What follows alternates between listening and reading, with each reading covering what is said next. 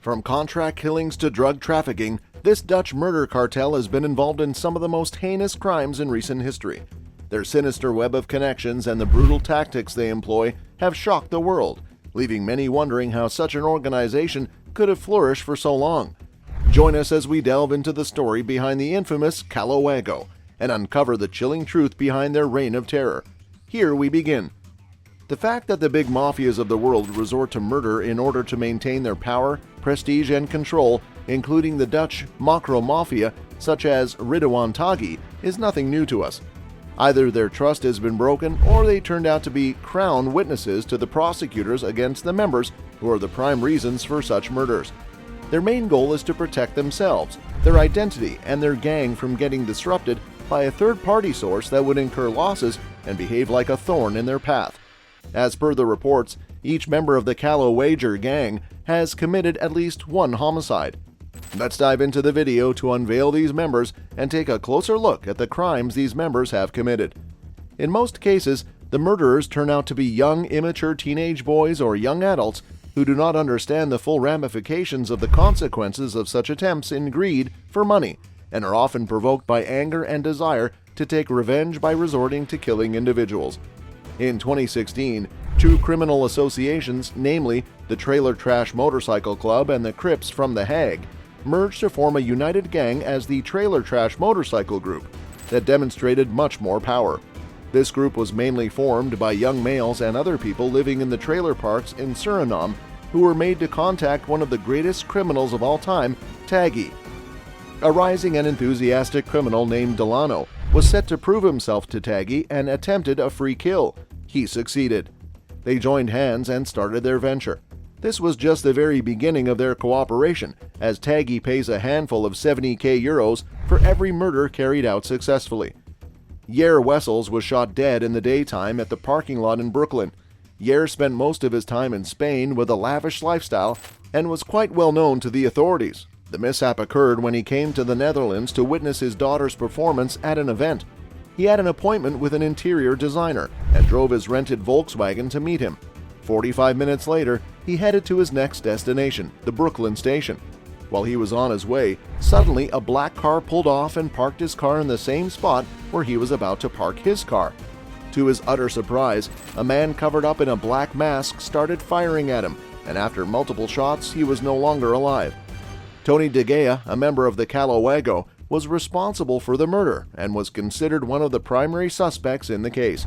In fact, this was one of the most brutal murders committed by the infamous motorcycle group Caloh Wagoh.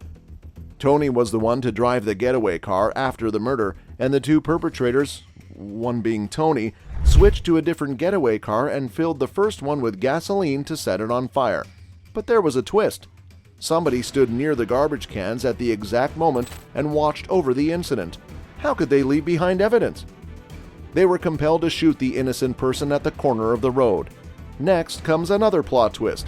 Tony had no choice but to kill Zeki immediately, this time not knowing that he dealt with narcotics too. Zeki, a vehicle dealer, and Tony had previously been business partners and signed a contract with him, but it failed. He had also been good friends with Tony's father, who too turned out to be a member of the Caloh Wagoh at the same time as that Tony. So the three of them organized a meeting together and sent the pictures to DELANO, the then rising murderer. But there arose a condition that made Tony compelled to sacrifice Zeki. But what was that? Some cocaine had been stolen under Zeki's supervision, which made Tony doubt his motive. Thus, Tony turned out to be the reason behind Zeki's death as well. One more mystery is to be unveiled now. DELANO was on the verge of getting arrested as the previous car they had set on fire wasn't enough to get rid of the evidence and his life was at risk, so he started giving death threats to Tony, and now both of them were in danger.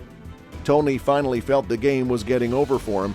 He tried to avoid DELANO and went places to keep himself hidden from him. However, DELANO was running out of patience and continued to threaten Tony. When Zeki was found dead in the car, he was spotted by a random guy, and the police reached the spot.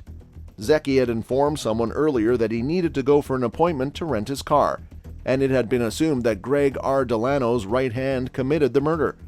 During this time, Barron was responsible for the murder committed when Tony had just protected himself in Spain, both from DELANO and from the police of the Netherlands. A murderer is scared of another murderer. Isn't that so strange and pitiful at the same time? Though he wasn't safe in Spain either, he remained there to keep a safe distance between himself and DELANO.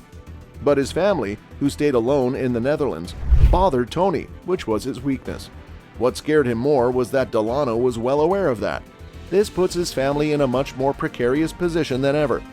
The day came when Tony was running out of safety, as the police of Spain were now informed about his presence and made well aware of his past criminal records. The Spanish police took immediate action, kept an eye on him, and watched his every move. He wasn't spared for a moment.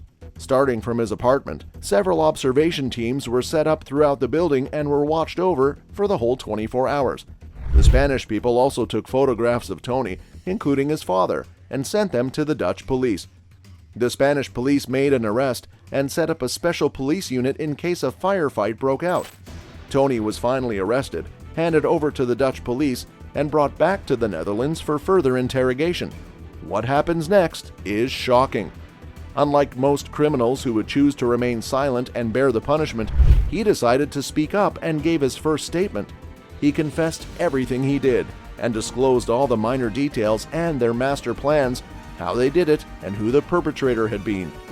The Dutch police were as surprised as you might be right now.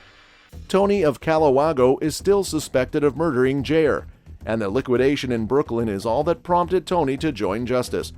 When he started testifying for his murders, 2 of them made Tony feel guilty himself, and he gave up surrendering and resorted to choosing the right path. Tony's other concern was his family's safety, which was possible only if he turned himself in. He was clear that he needed to serve as a prisoner some or the other day. But is that the end? Probably not. If there comes a day when he gets out of prison, there's still a fair chance that his former associate and current enemy, DELANO, will put him under pressure and may even end up murdering him. The murder cartel was responsible for 6 more homicides and 10 more homicide attempts within 6 months after Tony turned himself in. There were also 6 murders and 10 unsuccessful murders all through this time. This bitter truth sheds light on the tragic outcomes that are a direct result of the world of criminals. Currently, 21 people on trial are accused of some or all of the alleged crimes in various combinations.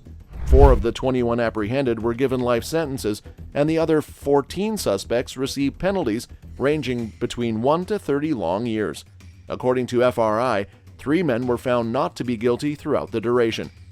This investigation so far is not just one of the largest investigations in the Netherlands, it is also one of the largest investigations done in the country to gain huge public attention. So that's all for today's video. Hope you have enjoyed it. Do not forget to subscribe to the channel for more such interesting videos.